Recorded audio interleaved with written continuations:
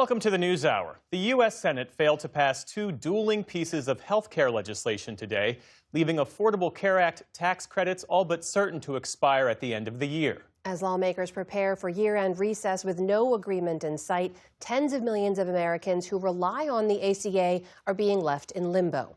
The expired subsidies would lead to a sharp rise in health insurance premiums starting next month. Congressional correspondent Lisa Desjardins was at the Capitol today and joins us now. So, Lisa, walk us through what happened today.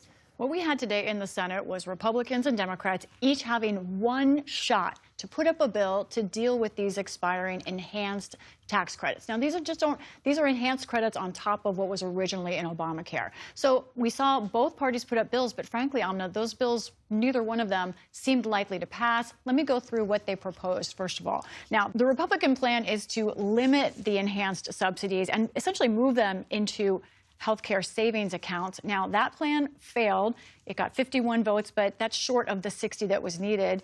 Democrats, their plan a little bit more straightforward, a 3-year extension of the enhanced subsidies as they are now.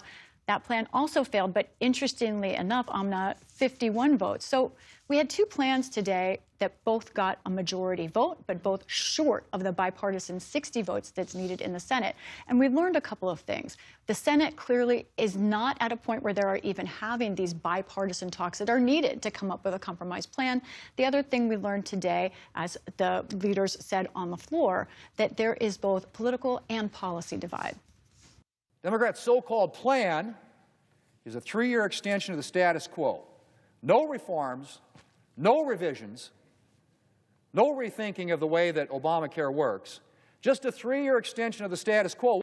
Republicans will have to answer to the American people, explain to the country why they chose higher health care costs over real solutions. Republicans must answer for why people will lose coverage. Republicans must answer why families see premiums double and triple over the next year. Not a great sign when you get into the finger pointing, especially when millions of Americans waiting for a solution. I talked to Senator Thune, especially afterward. He said there are senator-to-senator talks. He's not given up on some possible way forward, but time is running out. And Senator Schumer seemed more in the attitude of he thinks this might be it for the year, but we will see. So it's not clear if the Senate's going to do anything more on this. What about the House? What's happening there? Okay, the House, very interesting. House leadership, the Republican leadership, Speaker Johnson, they are not putting forward a plan to extend these health care subsidies right now. However, other Republicans are. There is a group of bipartisan members together. There are 35 of them. One example last week, who, there you see them, proposed a 1-year extension. There are a couple different versions of that idea. These groups are now trying to do a run around the leadership with a discharge petition. We've talked about this on the show. That needs 218 signatures. I just checked a few minutes ago. Neither one of these extensions that some few Republicans are proposing is anywhere close to that number yet.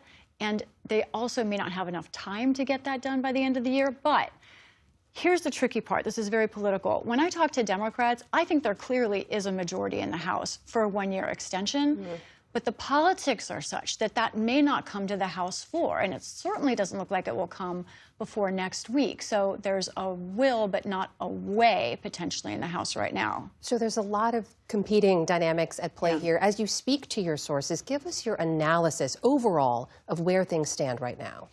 Well, let's break this down simply because I know it is confusing. And even for members in Congress, they kept pulling me aside to say, help me understand what's going on here. So let's look at this in terms of 3 major problems that it's facing Congress here. First of all, Democrats, for their point, Democrats on their end, they oppose the reforms in large form that the Republicans want. That's a problem in the Senate especially. Now, Republicans, they're divided on an extension. There are a lot of moderate Republicans who, frankly, are vulnerable in the next election who want to extend this, and they want to do it now. But the Republicans don't agree. Finally, something that hasn't come up yet, abortion policy, Amna. This is a huge issue in the Senate. There are Republicans who want to, who are very nervous about the way forward and want to make kind of more conservative policy on abortion. Democrats don't like that. So that's a big hang-up as well, and all of this leads to this point. Now, others say there's a problem because none of this changes healthcare costs in general. It just moves money around. And finally, Lisa, I know the calendar is always a big issue here, right? Walk us through what's ahead. You know I love looking at the calendar.